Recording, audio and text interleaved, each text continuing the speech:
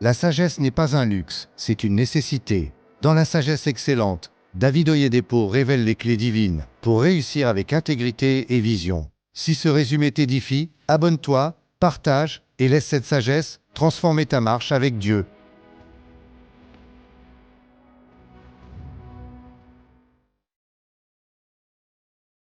Introduction. Le lieu prophétique de la sagesse.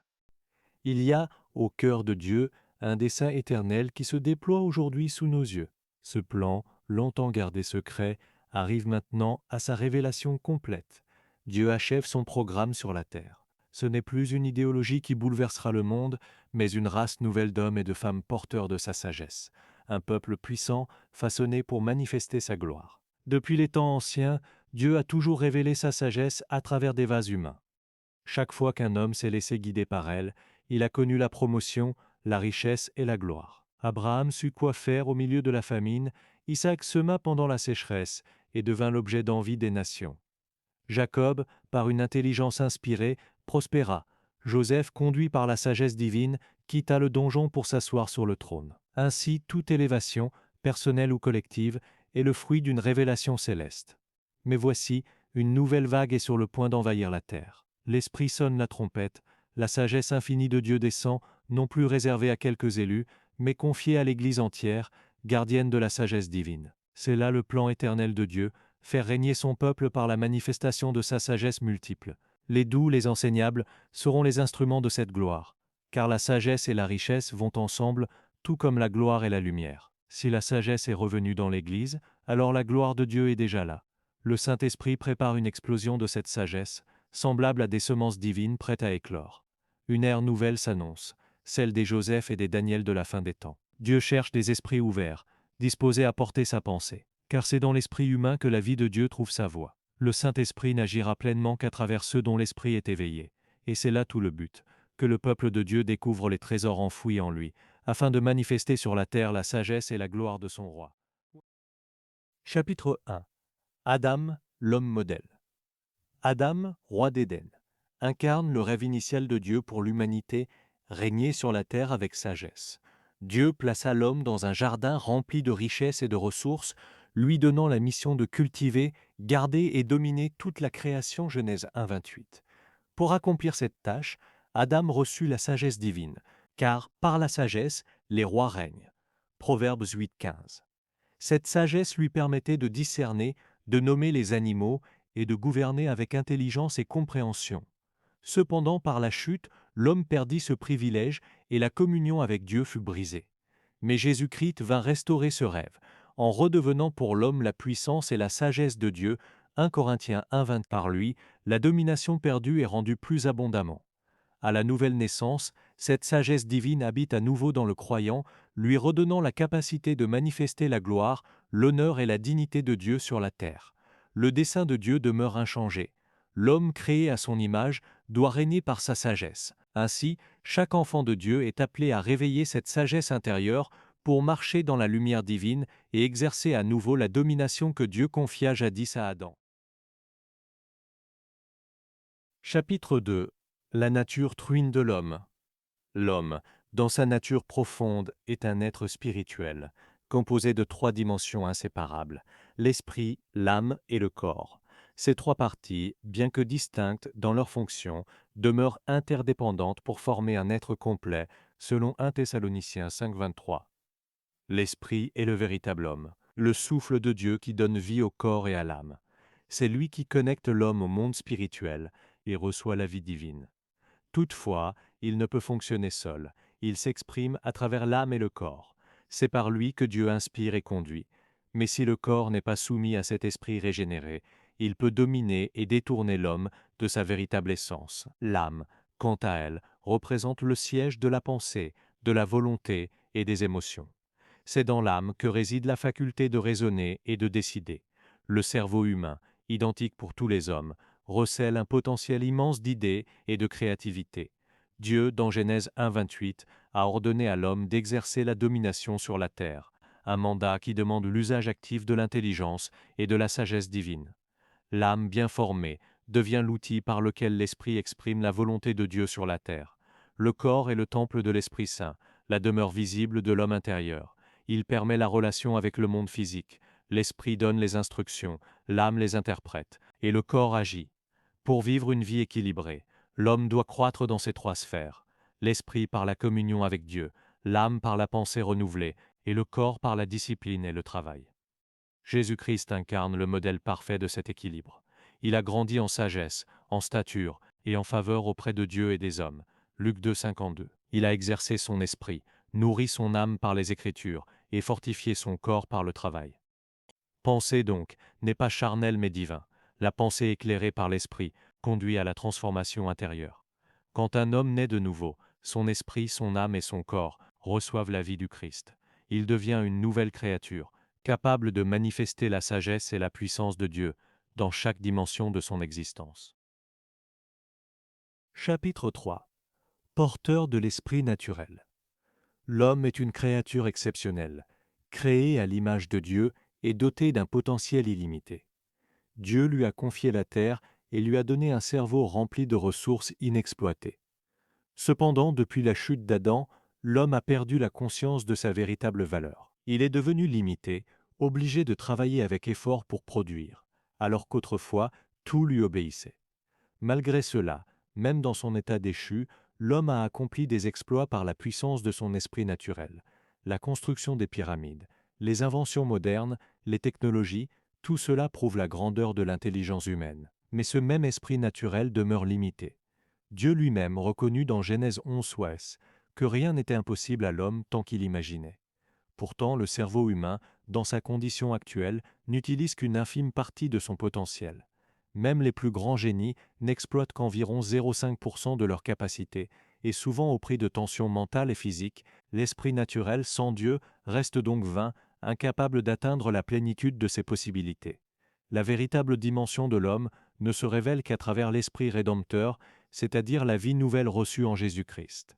Ce n'est qu'en étant habité par l'Esprit de Dieu que l'homme peut accéder au trésor caché de son intelligence.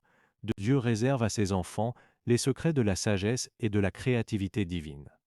Par l'illumination du Saint-Esprit, ils reçoivent des révélations et des idées inspirées sans effort ni épuisement mental. La clé de cette transformation est la nouvelle naissance, le moment où l'homme accepte Jésus comme Seigneur et Sauveur. Cette expérience restaure en lui la nature divine perdue lors de la chute. Devenu participant de cette nature, il retrouve la sagesse et la créativité de Dieu, capable de produire des merveilles. Par la révélation de la parole, l'homme est changé à l'image de Christ, rempli de lumière et d'intelligence spirituelle. Ainsi, la vraie grandeur de l'homme ne réside pas dans sa capacité naturelle, mais dans la puissance de Dieu en lui. C'est par la communion avec la parole et l'esprit qu'il retrouve sa position d'origine, celle d'un créateur à l'image de Dieu. Chapitre 4. La sagesse, votre instrument pour la créativité.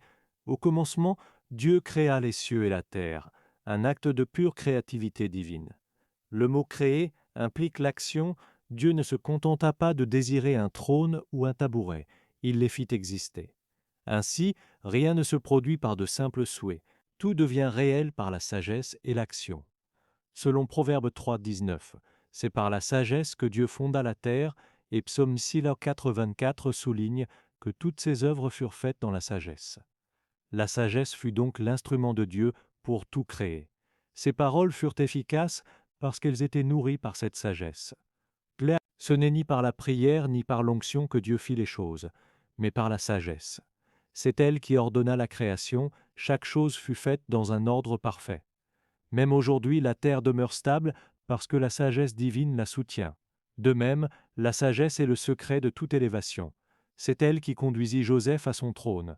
Par la sagesse et l'esprit, Dieu façonna l'univers, et cette même puissance créatrice réside en tout croyant. Jésus, la parole et la sagesse de Dieu, fut l'architecte principal de la création. Et puisqu'il nous a envoyés comme le Père l'a envoyé, nous sommes appelés à créer notre propre monde par la sagesse divine. Deux formes de sagesse existent. La sagesse terrestre, marquée par la jalousie et la confusion, et la sagesse céleste, pure, pacifique et porteuse d'élévation. Celle qui vient d'en haut et celle qui mène à l'excellence. S'attacher aux voies de Dieu, plus hautes que celles des hommes, c'est s'attacher à cette sagesse supérieure. L'homme créé à l'image d'un Dieu créatif porte en lui une nature créative. Les exemples bibliques d'Adam à Noé, montre cette capacité d'innover et de bâtir. Mais la véritable source de compréhension et d'excellence réside dans le Saint-Esprit, l'esprit de sagesse, de conseil, de puissance et de connaissance. C'est lui qui révèle les mystères, éclaire l'intelligence et conduit à la vraie grandeur. Chapitre 5. Quelques inventions étonnantes de l'esprit naturel. L'homme, tel que Dieu l'a façonné, est une créature d'une profondeur et d'une intelligence prodigieuse. Dans son cerveau repose un univers entier de possibilités, un trésor silencieux que même les plus grands savants n'ont su sonder. Dieu, en créant l'homme, a soufflé en lui une parcelle de sa propre essence créatrice. Même déchu, l'esprit humain n'a jamais cessé d'exprimer cette empreinte divine. Les inventions, les découvertes, les merveilles techniques qui jalonnent l'histoire de l'humanité en témoignent.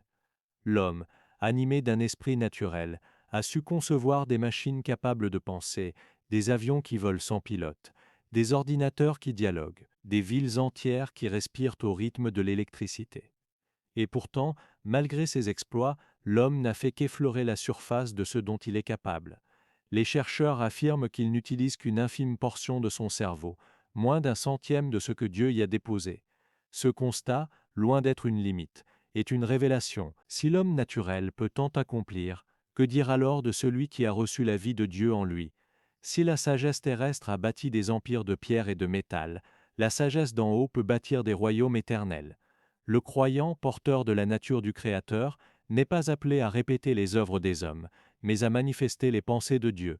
Il n'invente pas sous la pression des besoins, il crée sous l'inspiration du Saint-Esprit. Là où le monde dit « la nécessité est la mère de l'invention », le royaume de Dieu répond « l'inspiration est la matrice de la création ». Chaque fils de Dieu porte en lui le souffle du Créateur, et lorsqu'il laisse l'esprit de sagesse agir, il devient lui-même une source d'innovation et de révélation. Depuis des siècles, l'homme a cherché la paix et la compréhension par ses propres moyens. Certains ont cru la trouver dans la philosophie, d'autres dans la méditation, d'autres encore dans la quête d'une lumière intérieure. Confucius prêchait la perfection morale par l'étude. Lao Tse enseignait la voie du détachement et de l'union mystique avec le Tao. L'hindouisme cherchait à purifier l'âme par le cycle sans fin du karma et de la réincarnation. Bouddha, enfin, invitait les hommes à éteindre le désir pour atteindre le nirvana. Tous ont cherché, tous ont tendu la main vers une sagesse plus haute, mais aucun n'a pu la saisir pleinement, car la vraie sagesse ne se conquiert pas, elle se reçoit. Lorsque le Christ est venu, il n'a pas apporté une nouvelle philosophie, mais la vie même de Dieu. En lui la sagesse prit un visage, la lumière devint chair, et la parole éternelle parla à l'homme dans son propre langage. Là où les anciens sages cherchaient la paix, Jésus offrit la réconciliation. Là où il cherchait la vérité, il déclara « Je suis la vérité ». Et là où ils cherchaient à s'élever vers le divin s'abaissa jusqu'à eux. Ainsi, le croyant régénéré n'est pas un simple penseur, ni un inventeur spirituel, il est un co-créateur avec Dieu. Son esprit, illuminé par la sagesse d'en haut, devient le lieu où les desseins divins prennent forme. Ce n'est plus la main de l'homme qui façonne la matière, mais l'Esprit de Dieu qui inspire la vision. Et quand la sagesse céleste trouve demeure dans un cœur soumis, alors tout devient possible. L'homme naturel regarde les étoiles et invente des fusées. L'homme spirituel contemple le ciel et découvre son royaume. L'un bâtit des tours, l'autre bâtit des vies. L'un cherche à dominer la terre, l'autre apprend à régner par la lumière. Et c'est là tout le secret de la sagesse véritable. Marcher non par la raison seule, mais par la révélation. Chapitre 6. La dimension spirituelle de la sagesse. L'esprit humain, siège de la sagesse et de la compréhension, est le centre où naissent les pensées, où les idées se forment et d'où jaillissent les actions. À la rédemption, l'Esprit de Dieu vient ranimer cet esprit en insufflant une vie nouvelle. Il devient un esprit vivant capable de recevoir illumination et révélation. Ce n'est plus la raison humaine qui produit la sagesse, mais la lumière divine qui éclaire les profondeurs de l'homme et dissipe toute obscurité. Comme le dit l'Écriture, il y a dans l'homme un esprit et l'inspiration du Tout-Puissant lui donne l'intelligence. Bord 32, 8. Ainsi, la sagesse véritable ne naît pas de l'effort mental, mais de la communion avec Dieu. Elle éclaire l'esprit et rend l'homme capable de discerner son héritage divin. Lorsque cette lumière céleste touche un esprit ouvert, elle y déverse des idées inspirées du ciel, qui transforment l'ordinaire en extraordinaire. Chaque croyant, habité par cette force vitale, porte en lui la capacité de produire l'excellence et de manifester la gloire de Dieu. Josué en est un exemple vivant. Homme rempli de l'Esprit, il reçut de Moïse l'esprit de sagesse et devint un leader obéi par tout Israël. De même, Noé, guidé par la sagesse divine, construisit l'arche qui sauva l'humanité. Daniel, éclairé par l'Esprit, révéla les secrets des rois et surpassa les sages de Babylone. Joseph, animé de l'Esprit de Dieu, devint le stratège qui sauva l'Égypte de la famine. Tous ces hommes démontrèrent que la sagesse véritable ne vient ni de la force, ni de la science, mais du souffle de Dieu. Jésus-Christ fut la parfaite expression de cette sagesse. Toujours en communion avec le Père, il savait quoi dire et quand agir. Aucun piège, aucune ruse ne pouvait le vaincre. Par une seule parole inspirée, il réduisait au silence les sages de ce monde. Après lui, les apôtres, bien que simples et sans instruction, parlèrent avec une puissance céleste, parce que l'Esprit de Dieu agissait en eux. Cette même sagesse demeure offerte aujourd'hui. Elle ne s'obtient pas par la fatigue de l'esprit, mais par l'ouverture du cœur. Celui qui la reçoit devient lumière pour son monde, manifestant à travers lui l'éclat glorieux de Jésus-Christ. Chapitre 7. Le don en vous au salut. Le salut apporte à l'homme une beauté et une transformation totale. Esprit, âme et corps reçoivent une vie nouvelle. Par cette œuvre divine, l'homme est restauré dans sa véritable position et appelé à manifester la nature de Christ. Jésus, modèle parfait, vivait en harmonie avec Dieu par son esprit, résolvait les problèmes avec sagesse et accomplissait la volonté divine avec son corps. Pourtant, beaucoup de croyants connaissent une croissance déséquilibrée. Leur esprit, bien que racheté, demeure inactif. Dieu désire réveiller cet esprit afin de libérer ses forces créatrices en eux. L'homme possède l'esprit du Christ, un esprit d'excellence, de puissance, d'amour et de sagesse. Ce don divin, semblable à tout autre don de Dieu, doit être activement utilisé pour produire des résultats. La grandeur dans l'alliance abrahamique dépend de la capacité à voir avec les yeux de l'esprit. Comme Abraham, Isaac ou Josué, celui qui raisonne selon la parole et médite les voies de Dieu atteint le succès. La vision spirituelle détermine la hauteur de la destinée. Plus on voit, plus on avance. Dieu appelle ses enfants à raisonner avec lui, non selon la chair, mais dans l'esprit. C'est dans ce lieu intérieur que se trouve la compréhension, la sagesse et les solutions. L'esprit est la clé pour sortir des situations complexes et recevoir les idées du ciel. Les signes et merveilles ne suivent que ceux qui agissent selon la révélation spirituelle. Les exemples d'Isaac et des serviteurs au talent montrent que Dieu attend de ses enfants qu'ils réfléchissent, entreprennent et fructifient selon sa parole. Ainsi, la prière et le jeûne ne suffisent pas sans l'usage actif de l'esprit. Le salut, pour porter ses fruits, doit transformer la pensée. L'esprit renouvelé devient alors le canal par lequel la gloire de Dieu et la grandeur de l'alliance s'accomplissent dans la vie du croyant. Chapitre 8. Remue ce cadeau. À l'intérieur de chaque être humain dort une puissance divine, un esprit saint, un trésor de sagesse et de créativité que Dieu a placé pour produire des merveilles. Cependant, ce don reste inactif tant qu'il n'est pas remué. Dieu ne le fera pas à notre place. Il nous appartient d'agiter notre esprit pour qu'il produise des fruits. Comme une craie au fond d'un verre d'eau, l'esprit doit être stimulé pour libérer sa richesse. La première clé pour attiser cet esprit est la parole de Dieu. Elle est la tige qui agite l'esprit et réveille en nous la sagesse divine. Mais cette parole doit être vue, non seulement lue. Tant que nos yeux spirituels ne s'ouvrent pas, les Écritures demeurent de simples lettres. La révélation personnelle transforme la lecture en puissance active. La deuxième clé est la méditation. Lire sans méditer, c'est manger sans digérer. La méditation permet d'extraire la substance spirituelle de la parole, de transformer la connaissance en compréhension. Elle illumine l'esprit et dirige les pas. C'est dans le calme, souvent la nuit, que Dieu parle et révèle ses instructions, comme il le fit à David ou aux anciens prophètes. Troisièmement, il faut cultiver la prière d'enquête, demander à Dieu des directives précises avant toute décision. David n'agissait jamais sans consulter l'Éternel, c'est pourquoi il ne perdit aucune bataille. Ensuite vient la prière dans l'esprit, qui éclaire l'intelligence spirituelle et bâtit la foi pour affronter les défis. Par elle, l'esprit de l'homme communique directement avec l'esprit de Dieu. Viennent aussi la louange et l'adoration, puissantes sources d'inspiration. Dans l'atmosphère de louange, Dieu parle, éclaire et révèle ses voies. D'autres éléments complètent cette dynamique. La concentration, qui focalise les yeux de l'esprit sur un but précis. La table du Seigneur, qui apporte illumination et force vitale, et la bonne compagnie, car marcher avec les sages aiguise l'intelligence spirituelle. Ainsi, réveiller l'Esprit Saint, c'est s'immerger dans la parole, méditer, prier, adorer, se concentrer, communier et s'entourer des bons compagnons. Alors, la sagesse divine et la grandeur de l'alliance s'expriment pleinement dans la vie du croyant. Chapitre 9. Le facteur temps dans la créativité. Dieu agit toujours selon un temps parfait. Chaque idée ou vision céleste porte une étiquette de temps. Exécutée trop tôt ou trop tard, elle devient stérile. Comme un agriculteur qui respecte les saisons, le croyant doit discerner le moment d'agir. Retarder une instruction divine conduit à la frustration et à la perte d'opportunités. Comme la bien-aimée du Cantique des Cantiques qui tarda à ouvrir et perdit la visite de son bien-aimé. God frappe à la porte du cœur par des idées. Il faut répondre promptement. L'obéissance immédiate ouvre la voie à la faveur et à la réussite divine. Chapitre 10. Les obstacles à la créativité. La cécité physique est une tragédie, mais la cécité mentale est bien plus dangereuse. Beaucoup de chrétiens, bien que remplis du Saint-Esprit, marchent avec les yeux ouverts, mais un esprit aveuglé, incapable de manifester leur rédemption.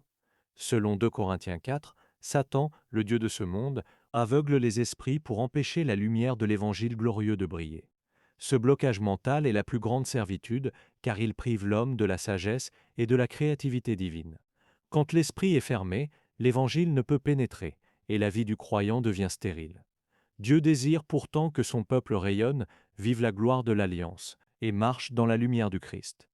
Mais plusieurs obstacles empêchent cette clarté spirituelle. Le premier est l'acceptation du statu quo. Se croire limité, sans espoir ni issue, c'est tuer sa créativité.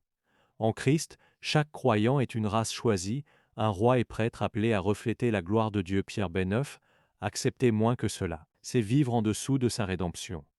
Le second obstacle est la torture du passé. Les souvenirs douloureux paralysent l'esprit et empêchent d'avancer.